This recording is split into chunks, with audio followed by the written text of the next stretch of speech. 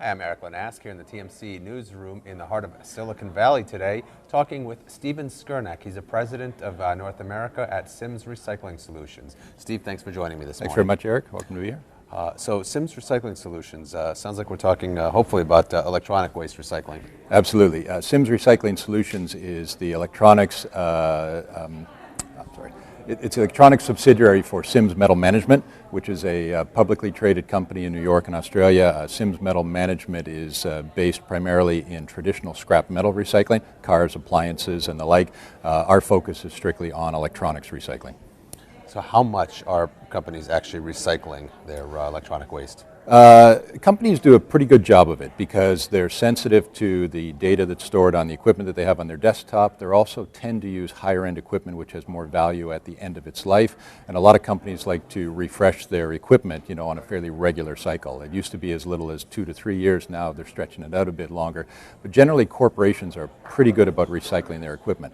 Where the problem lies in is what happens to the equipment when it actually leaves those companies' offices, because not all corporations do a thorough job of investigating who they're doing business with, where the material actually ends up at the end of life, and what potential harm could come of that.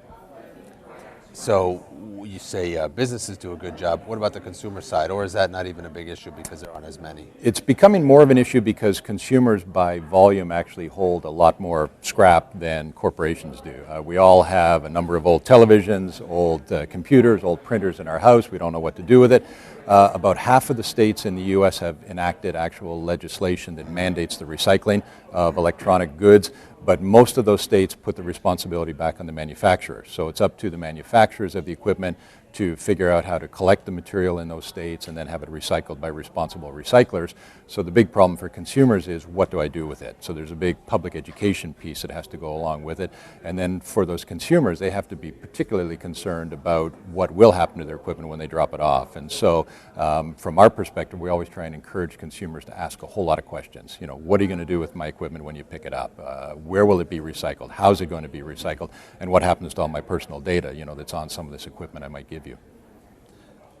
How much education just has to go into helping people understand how to clean up their equipment before recycling it? Yeah, I think that's a very good point. Nowadays, we're all carrying, personal computers in our cell phones and our Blackberries and our Droids and everything else, and I don't think people fully appreciate just how much data is on there.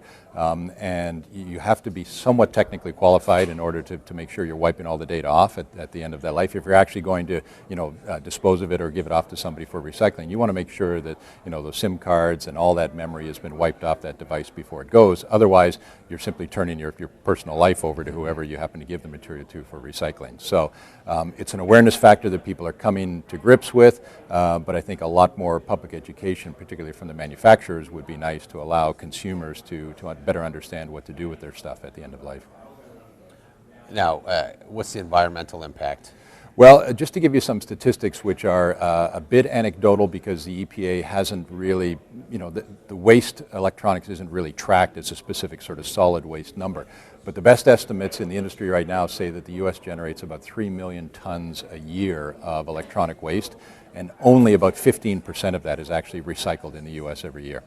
The balance of that 3 million tons is either landfilled into regular solid waste landfills, or it's exported to developing countries for recycling, and in a lot of cases it's recycled in very dangerous methods in those countries, and it's exposing the workers there to some real toxins that they shouldn't be exposed to. Wow.